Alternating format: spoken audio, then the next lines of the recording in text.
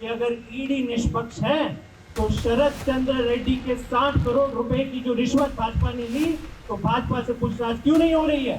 भ्रष्टाचार के खिलाफ भाजपाई बोलते हैं तो लगता है ओसामा बिन लादेन अहिंसा पर उपदेश दे रहा है। नहीं तेरा नशेमन कसर सुल्तानी की गुम्बद पर तू शाही है, बसेरा कर पहाड़ों की चट्टानों पर। मोदी तेरी तानाशाही नहीं चलेगी, नहीं चलेगी, मोदी तेरी तानाशाही नहीं चलेगी, नहीं चलेगी। इंकलाब जिंदाबाद, इंकलाब जिंदाबाद, वंदे मातरम, वंदे मातरम। आज 8 अप्रैल है और आज दिल्ली के मुख्यमंत्री अरविंद केजरीवाल की गिरफ्तारी को 18 दिन हो गए।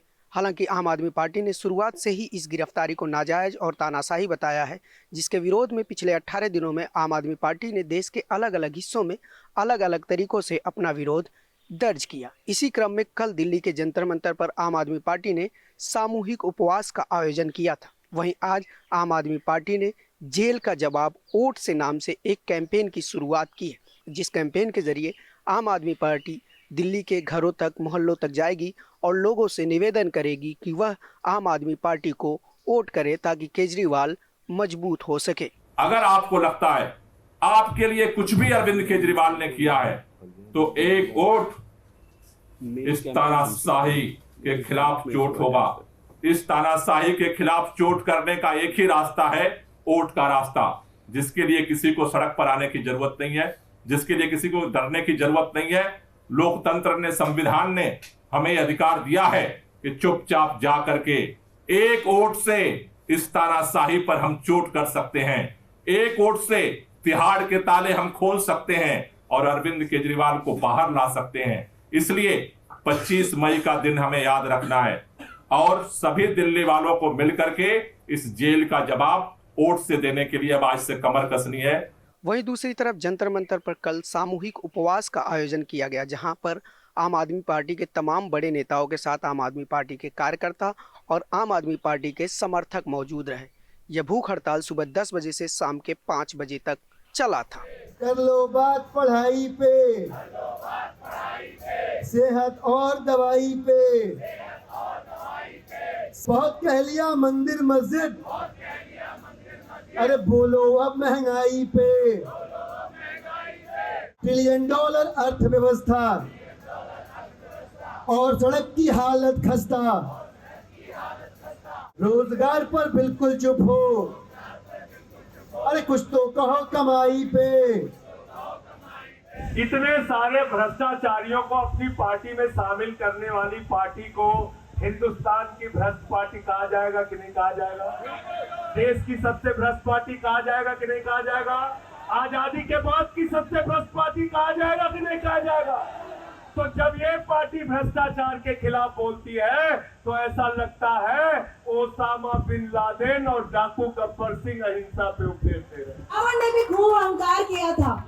रावण को अहंकार था अपने ज्ञान का, रावण को अहंकार था अपनी लंका का।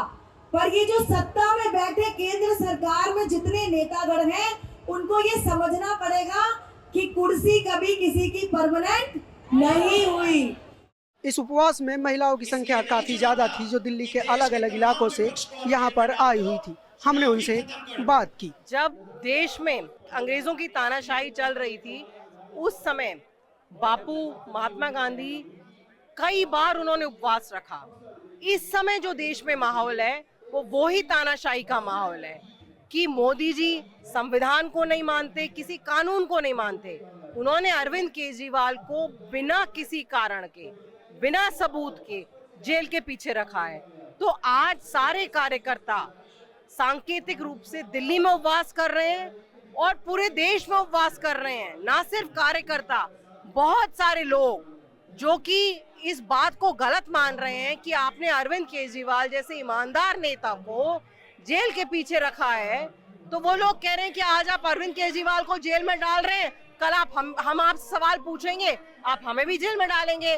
तो ऐसे बहुत सारे लोग जो सहानुभूति रखते हैं वो भी आज उपवास पे रखे हुए हैं। हमारे संजय जी हैं, वो भी तो छूट कर आए हैं। तो ये तो सिर्फ नाजायज ही वो कहा जा रहा है कि एक दूसरे के ऊपर खिलाफ आरोप लगाया जा रहा है। जब तक सिद्ध नहीं होता तब तक कोई आरोपी नहीं होता। ये तो झूठे आरोप लगाए जा रहे हैं बस। गरीबों को लोगों ने जो जनधन योजना के खाते खुलवाए, हम आपको 15 लाख रुपए देंगे। 15 लाख तो दूर, 15 पैसे भी किसी के अकाउंट में नहीं आए। उन्होंने कहा था कि हम महिलाओं को जो है लघु उद्योग के लिए लोन देंगे। जब भी महिलाएं बैंक में लोन लेने जाती थी तो वहाँ पे ये कहा जाता था कि आपके पति जो है काम करते हैं तो आपको उद्योग की क्या जरूरत है, उनको लोन नहीं मिले। और केजरीवाल सरकार ने जब जो वादे किए उसको पूरा किया। और मोदी सरकार जो है वो हमारी सरकार से डर रही है, इसलिए हमारे नेताओं को बंद कर रही है, जबकि अभी कोई भी आरोप साबित नहीं हुआ।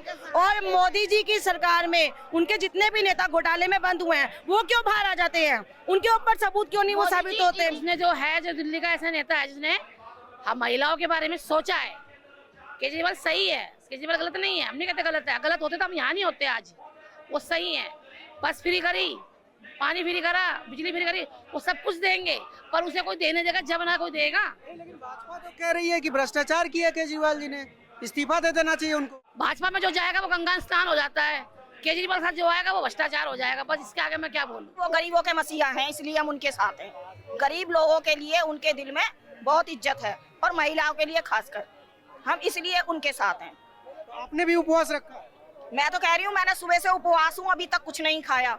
अब आप भगवान का उपवास समझ लीजिए या केजरीवाल जी के लिए उपवास समझ लीजिए, लेकिन मैं उपवास पे ही हूँ। महिलाओं के अलावा तमाम लोग दिल्ली के अलग अलग इलाकों से इस सामूहिक उपवास कार्यक्रम में शामिल हुए। हमने उन सबसे बात की और वह सब यही सवाल पूछ रहे थे कि अरविंद केजरीवाल की गिरफ्तारी ठीक है, लेकिन कम से कम ईडी सबूत तो दिखाए कि उन्हें गिरफ्तार क्यों किया गया है। ब्रिटिशर हुकूमत ने लोगों को गिरफ्तार किया था, वो भी कोई ना कोई कारण तो बताया था ना। हिटलर ने जब 6 मिलियन ज्यूज को मारा था, उस भी कोई ना कोई कारण बताया था। इन कारणों में नहीं जाना चाहिए, ये कारण तो उनका मनगढ़ंत का कारण है।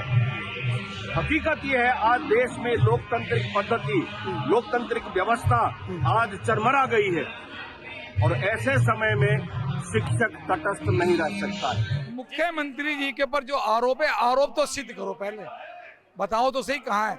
मुख्यमंत्री के पास से पैसा पकड़ा गया है क्या? ऐसा कुछ उनके कहीं साइन है क्या? कोई फाइल पे साइन है क्या? कुछ भी नहीं है। मैं कहता हूँ आपको मैंने पैसे दिए हैं, मैं बोल रहा हूँ मैंने मीडिया वाले भैया को पैसे दिए, क्या ये सच हो गई बात? बताइए मेरे को, ये सच है क्या? तो झूठा है, कोरी कोरी झूठ बोल रहे हैं।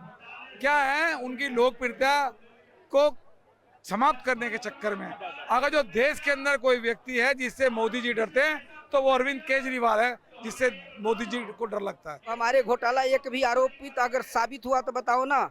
उन्होंने जो अभी जो लिया है अजित पवार को, उस पर तो प्रधानमंत्री जी ने बोला था 10 दिन पहले जब भर लिए थे अपने दल में कि इन पर 70,000 करोड़ घोटाला है, इनको जेल में डाल दूंगा।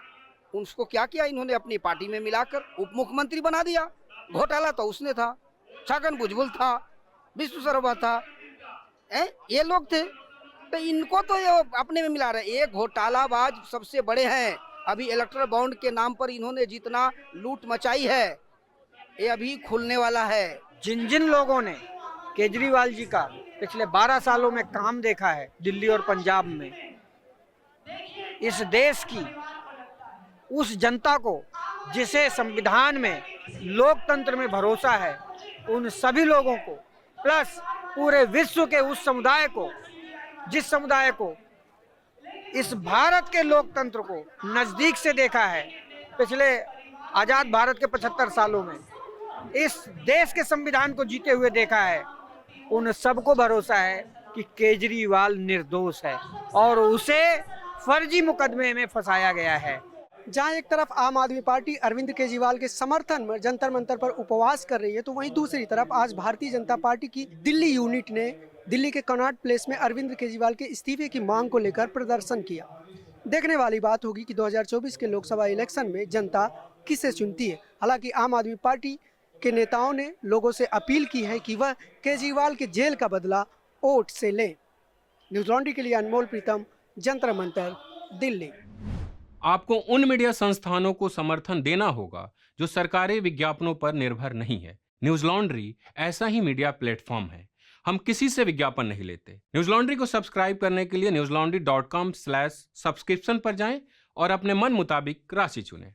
न्यूज़ लॉन्ड्री को सब्सक्राइब करें और गर्व से कहें, मेरे खर्च पर आजाद हैं खबरें।